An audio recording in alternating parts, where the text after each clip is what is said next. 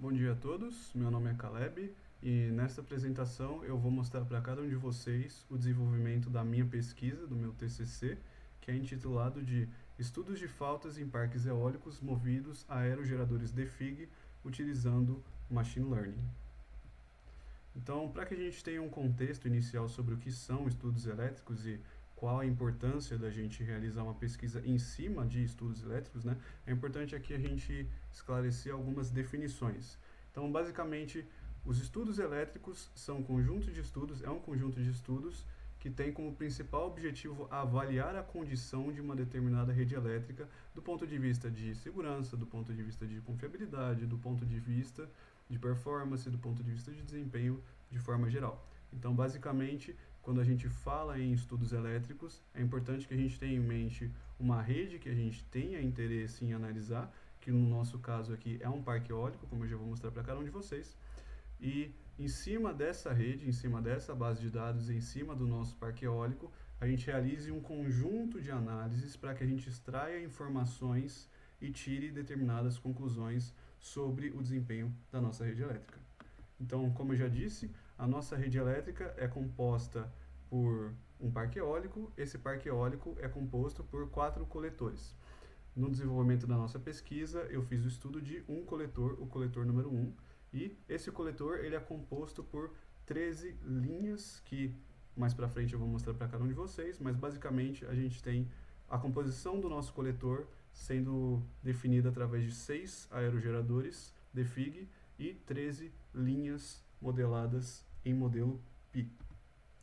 Então, para que a gente realize um conjunto de estudos do nosso parque eólico, é importante que a gente primeiro modele os componentes que são necessários para que a gente realize essas análises, né, esses estudos. E o primeiro componente que foi modelado por mim é um componente chamado linha de contingência. Então, basicamente, para que a gente realize um conjunto de simulações, um conjunto de faltas, um conjunto de curtos-circuitos, é importante que a gente modele nosso parque eólico de uma forma que a gente possa aplicar faltas, e quando eu digo faltas eu me refiro a curtos-circuitos, em diferentes pontos do nosso coletor, e aqui em diferentes pontos da nossa linha. Então, o objetivo principal do componente de linha de contingência é justamente esse: particionar uma linha das 13 em 5 pontos diferentes. E com esses 5 pontos, a gente consegue aplicar faltas em cada um deles, com o segundo componente que foi desenvolvido ao longo dessa pesquisa, que é o componente aplicador de faltas.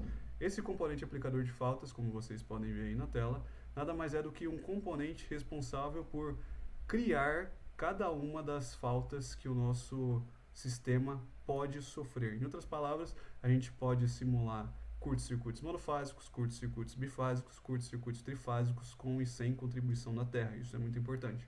E se a gente considerar todas as combinações possíveis para duas impedâncias por fase, ou seja, um curto franco e um curto de 5 ohms para a fase A, um curto franco e um curto de 5 ohms para a fase B e o mesmo para a fase C, e 4 valores diferentes de impedância para a Terra, a gente tem ao todo 112 tipos de falta para um único ponto de aplicação.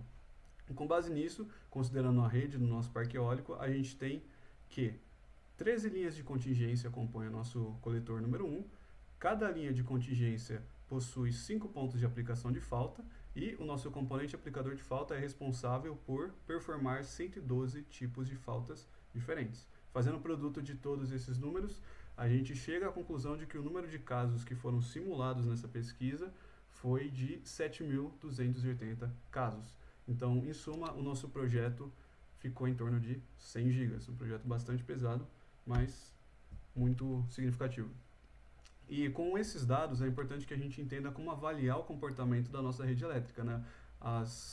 Os critérios que a gente pretende assumir, quais são as ferramentas que a gente pretende desenvolver. Então, ao longo dessa pesquisa, eu desenvolvi 2 ferramentas programadas inteiramente em Python. A primeira delas é o detector de faltas e a segunda delas é um classificador de faltas. Então, em suma, uma vez que a gente tem esses 7.280 casos de curtos-circuitos diferentes sendo aplicados em pontos de aplicação diferentes, em linhas diferentes do nosso coletor número 1, a gente vai ter uma enorme quantidade de dados. No nosso detector de faltas, eu considerei que para valores de erro de 1%, 3% e 5%, para as fases A, B e C da entrada no nosso coletor, a gente conseguiu certos valores de acurácia. E com isso eu quero Quero dizer o seguinte: uma vez que uma falta foi aplicada dentro do nosso coletor em diferentes pontos de uma linha de transmissão, em diferentes linhas, a gente consegue detectar que houve uma falta no nosso sistema, considerando erros de 1% em 98% dos casos, considerando erros de 3% em 87% dos casos, e considerando erros de 5% em 84% dos casos. É isso que o detector de faltas faz. Partindo para o classificador de faltas, é importante a gente enfatizar qual foi a teoria, a modelagem matemática que foi necessária para que a gente desenvolvesse o software capaz de classificar as faltas que ocorreram.